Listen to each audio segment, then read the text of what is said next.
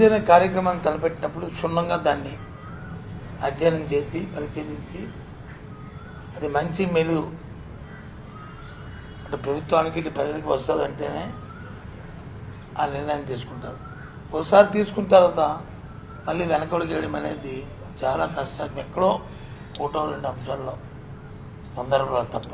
ఒకవేళ అలాంటి చర్య వచ్చినా ఓపెన్గా ఇది తీసుకున్నాం నిర్ణయం, ఈ నిర్ణయం వల్ల ఇది కష్టసాధ్యం కాబట్టి దీన్ని ఈ విధంగా మార్పు చేస్తున్నామని చెప్పే ధైర్యం ఉన్న వ్యక్తి జగన్మోహన్ రెడ్డి.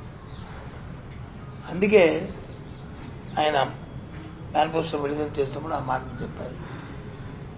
అందుకే ప్రజలు ఉవ్వెత్తున అంత ఉదయం లేచిన దగ్గర నుంచి బారుకు తీరి మహిళలు కానీ, వృద్ధులు కానీ, వికలాంగులు కానీ పెద్దలందరూ కూడా వచ్చారు. 24ని రేపు జూన్ 4వ తారీఖు నాడు ఓట్లు లెక్కింపు అవుద్ది. జూన్ 9వ తేదీ నాడు విశాఖపట్నంలో మళ్ళీ గౌరవ ముఖ్యమంత్రిగా, ఈ రాష్ట్ర ముఖ్యమంత్రిగా ఆయన ప్రమాణ స్వీకార మహోత్సవం అంగరంగ వైభవంగా విశాఖపట్నంలో జరుగుతున్న విషయాన్ని, ఈ నేపథ్యంలో టెంటివ్గా జరుగుతున్న విషయాన్ని మీ ద్వారా తెలియజేస్తున్నాం. జరగాలని కోరుకుంటున్నాం. ఎందుకంటే ప్రజలందరూ కూడా నేను ఈ 4-5 రోజులు చూస్తున్నాను. ఎక్కడికి వెళ్ళినా నవమకాలతో బాబు మళ్ళీ మా బాబు రావాలి, మళ్ళీ మాకు వచ్చి 1వ తారీఖు పెన్షన్ రావాలి, మళ్ళీ మా పిల్లల చదువులు భవిష్యత్తు బాగోవాలి, చదువులు బాగా ఉండాలి అనే మాట ఎక్కడికి వెళ్ళినా సరే వినిపిస్తుంది. అదే సహనం కోల్పోయిన తెలుగుదేశం పార్టీ ఆస్థానంతో ఎక్కడో ఇక్కడో చదువులు సంఘటనలు చేస్తూ భయప్రాంతం చేయడానికి మేకపోతు గాంభీర్యాన్ని ప్రదర్శిస్తూ చేస్తూనే మనం చూస్తున్నాం. ఆ నేపథ్యంలో ఇందాక గవర్నర్ గారిని కూడా చెప్పడం కూడా జరిగింది. ఎందుకంటే వాళ్ళు అడిగారు నన్ను చాలామంది, సార్ మీరంతా ధైర్యంగా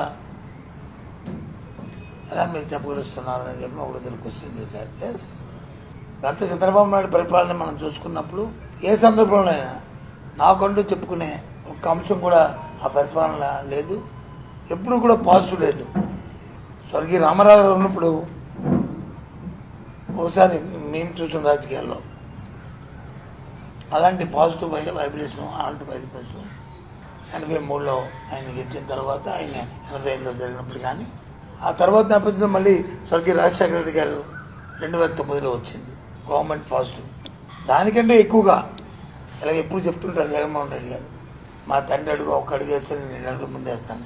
ఈ అంశంలో కూడా 2 అడుగులు ముందేసి ప్రజలకు చేరువై ప్రజల ఉదయాల్లో గూడు కట్టుకుని రేపు ఇలాంటి విక్టరీ కనీవిని చూడని విధంగా రేపు రాబోతుంది విజయం. ఏదైతే మా టార్గెట్ 175 ఉందో దాని దగ్గరలోనే విజయం రాబోతుంది. టెంటటివ్గా జూన్ 9వ తేదీ నాడు విశాఖపట్నంలో అంగరంగ వైభవంగా అక్కడ ప్రమాణ స్వీకారం మహోత్సవం జరగబోతుందని